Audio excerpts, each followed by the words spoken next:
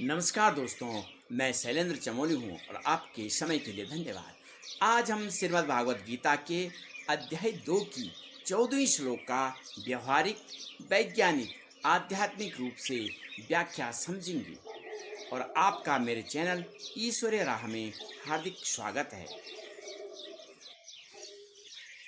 मात्रा स्पर्शातु कौन्तेय शीतोषण सुख दुःखदा आगमाप्यानो अनित्याताना तितिक्षा स्वः भारतः।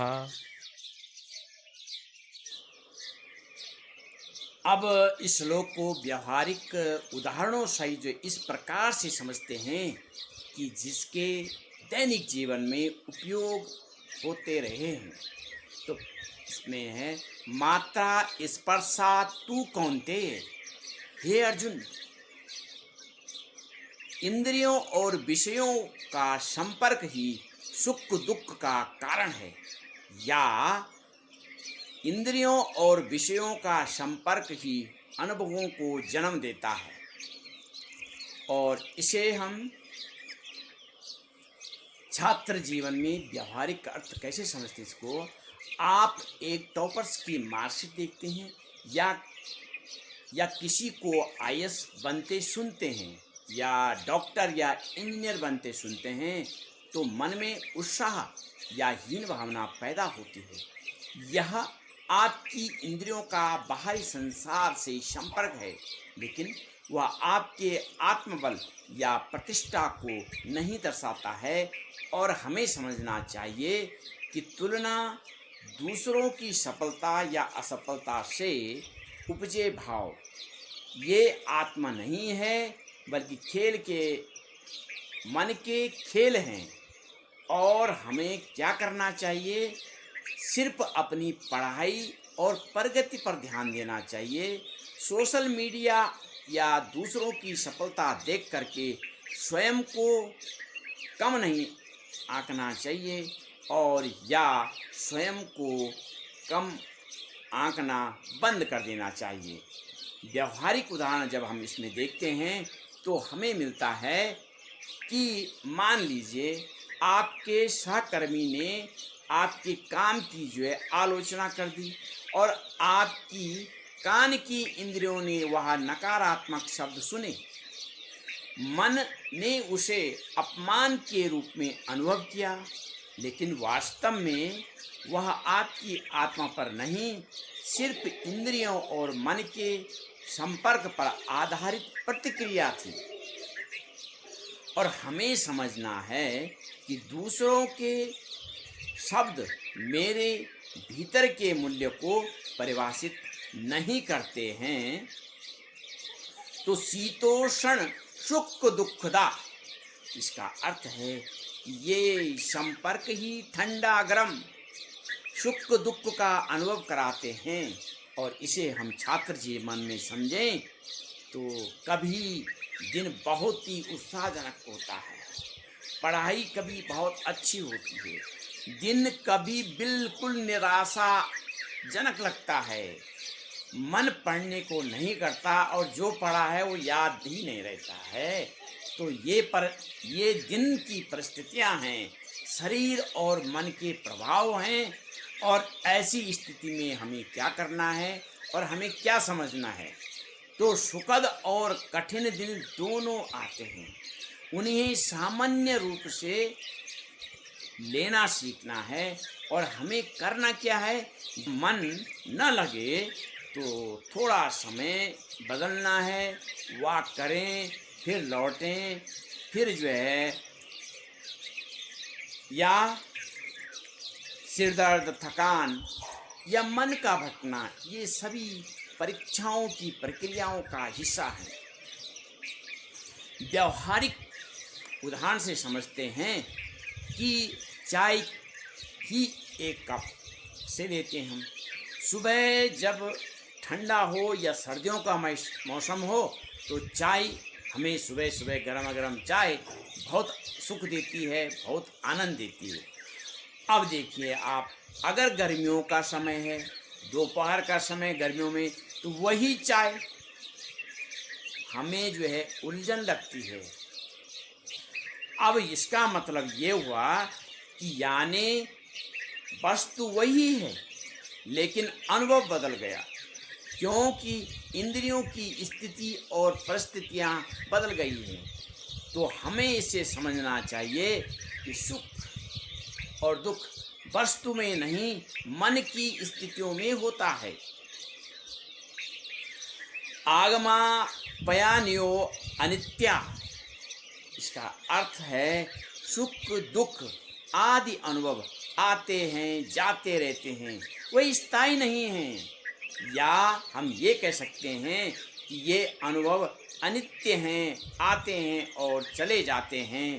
तो छात्र जीवन में हम इन्हें समझते हैं कि आज पढ़ाई नहीं हुई या मॉक टेस्ट हमारा आज जो है खराब चला गया, तो हमें घबराहट हो गई।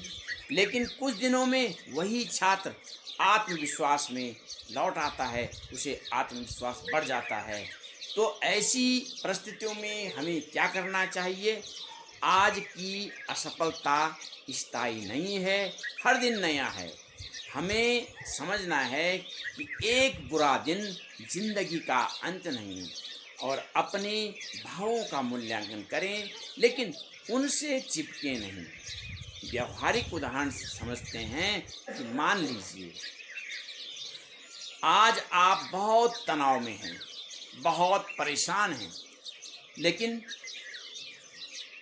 सुबह जो है आपके किसी प्रिय मित्र का कॉल आपके लिए आता है और वो आपसे बहुत ही बढ़िया ढंग से हंस हंस के बातें करते हैं, आप भी खुश हो जाते हैं, आप भी हंसने लग जाते हैं। इसका मतलब आपका तनाव गया और खुशी आ गई।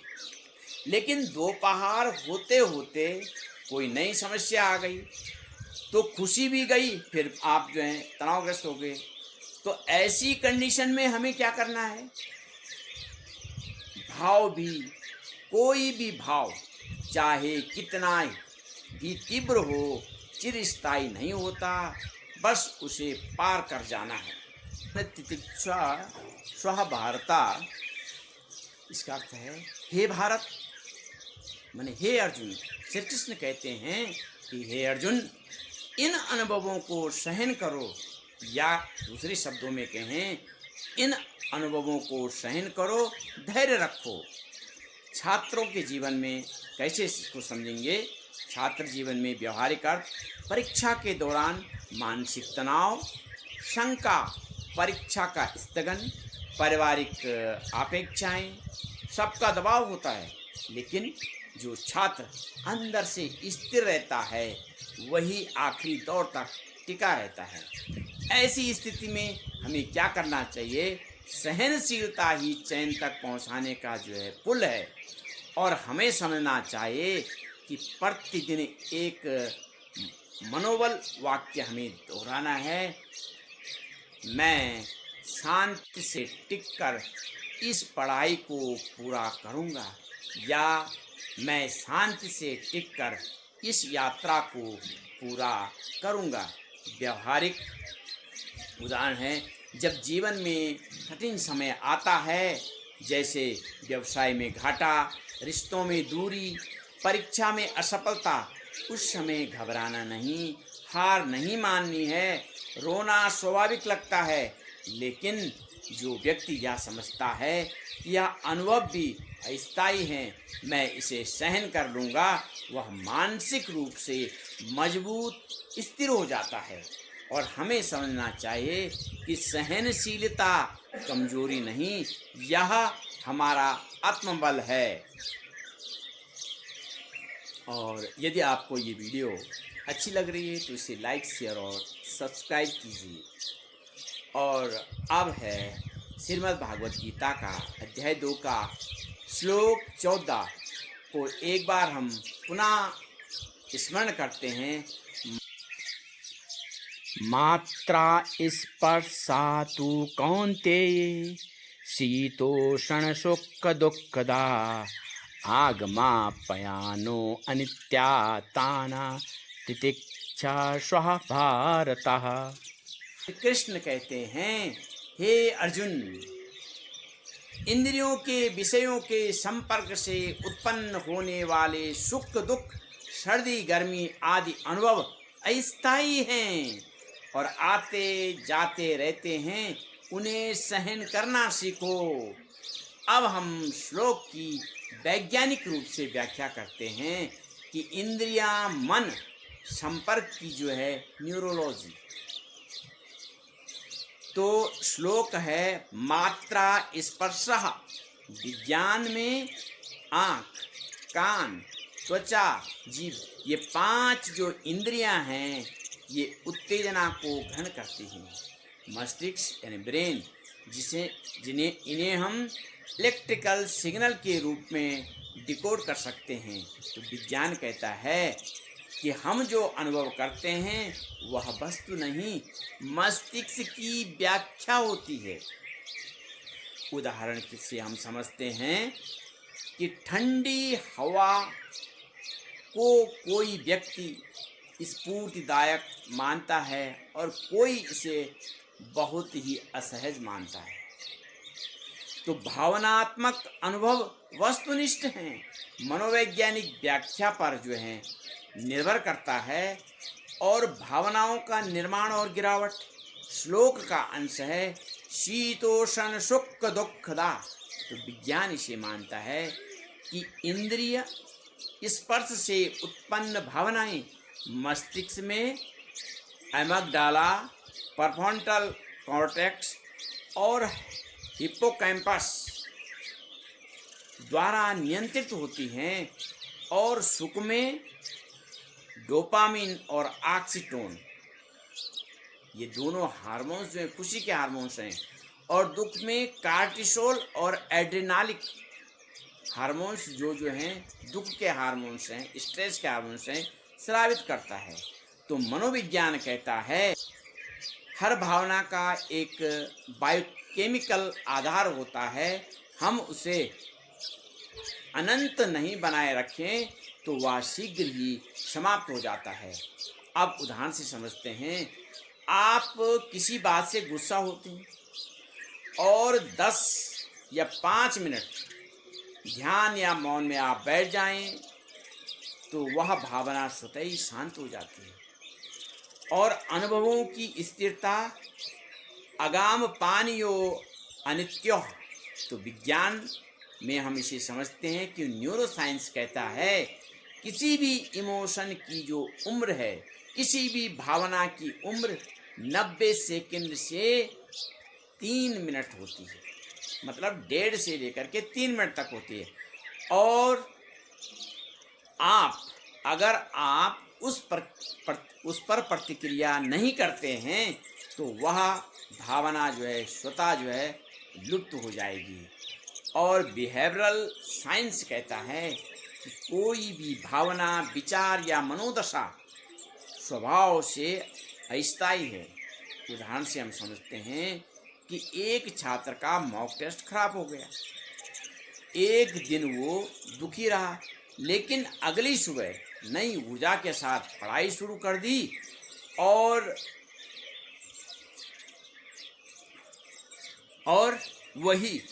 वही भाव आता और चला जाता। तो भाव आते हैं और चले जाते हैं, तो उन्हें हमें स्थायी नहीं रखना है। अब है कि सहनशीलता और मानसिक प्रतिरक्षा। श्लोक कहता है कि तान तितिक्षा स्वः भारता। तो विज्ञान कहता है रेजिलाइंस जो मानसिक झटकों को झेलकर भी जो पुनः खड़ा हो जाता है। फ्रस्ट्रेशन टॉलरेंस यानी असफल, असुविधा या अपमान को बिना जो है टूटे जो है झेलता रहना। तो साइकोथेरेपी में यह एक जो है प्रमुख हीलिंग प्रिंसिपल है। अब उदाहरण से समझते हैं कि प्रतियोगिता परीक्षाओं की तैयारी करने वाला विद्यार्थी जब लगातार फेल हो रहा है और फिर भी मन स्थिर बनाए रखे, वह मानसिक रूप से अधिक रेजिलेंट होता है और मन की रूपांतरण क्षमता। संपूर्ण श्लोक का जो है अगर हम सार देखें तो मस्तिष्क में न्यूरोप्लास्टिसिटी नामक क्षमता होती है, यानी हमारी सोचने, प्रतिक्रिया देने और सहन करने के तरीके जो हैं प्रतिक्षण में बदल ले जा सकते हैं। और गीता कहती है कि भाई सहन करना सीखो। विज्ञान कहता है कि माइंड को ट्रेन करो और एक नया व्यवहार जो है सीख जाओगे। अब उदाहरण से समझते हैं कि जो विद्यार्थी प्रतिकूल परिस्थितियों में हार मान लेते हैं और उन्हें यदि मानसिक अभ्यास कराया जाए, स्लो ब्रीथिंग हो गया, सेल्फ टॉक हो गया, तो वो जो है 2-3 हफ्तों में जो है शांत और फोकस्ड बन सकते हैं। विज्ञान और गीता का जो संगम है, तो गीता कहती है भावनाओं को समझो, स्वीकार करो और उनसे परे जाओ, मतलब भावनाओं से पार हो जाओ। विज्ञान कहता है कि भावनाएं जो हैं एक न्यूरोबायोलॉजिकल प्रक्रिया है जो समझने से नियंत्रित हो जाती है। अब दोनों मिलकर कहते हैं कि तुम परिस्थितियां नहीं हो, तुम उनके साक्षी हो। और यदि आपको ये वीडियो अच्छी लग रही है तो इसे लाइक, शेयर और सब्सक्राइब कीजिए। और अब हम श्रीमद् भागवत गीता के अध्याय 2 के 14वें श्लोक को एक बार पुनः स्मरण करते हैं। मात्रा स्पर्शातु कौन्तेय शीतोषण सुख दुःखदा आगमाप्यानो अनित्याताना तितिक्षा स्वः भारत। मात्रा स्पर्शः माया का आरंभ। तो इसका अर्थ है जब आत्मा शुद्ध चैतन्य इंद्रियों के माध्यम से विषयों से संपर्क करती है तो वहीं से माया का जाल शुरू हो जाता है। और आध्यात्मिक बोध है इसका कि आत्मा स्वयं अविकार है, न सुख में हर्षित न दुख में खिन्न। तो परंतु जब इंद्रियों के माध्यम से वह आवरण यानी माइंड बॉडी कॉम्प्लेक्स में बनती है तभी मैं सुखी हूँ, मैं दुखी हूँ, ये भ्रम उत्पन्न हो जाता है।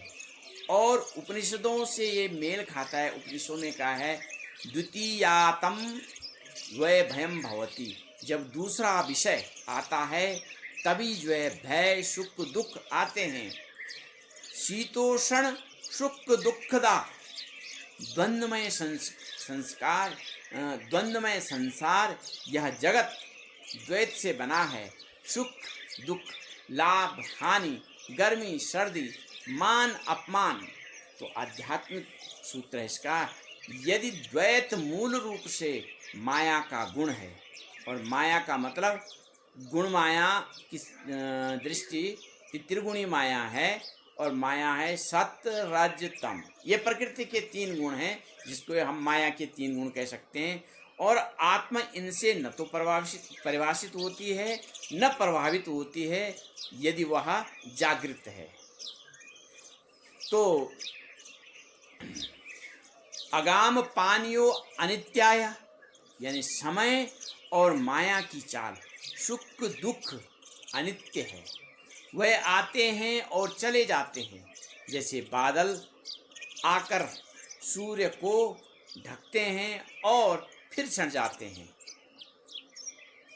उसी प्रकार से आध्यात्मिक है इसका कि आत्मा नित्य है जबकि अनुभव क्षण भंगुर है। सुख दुख आते हैं चले जाते हैं।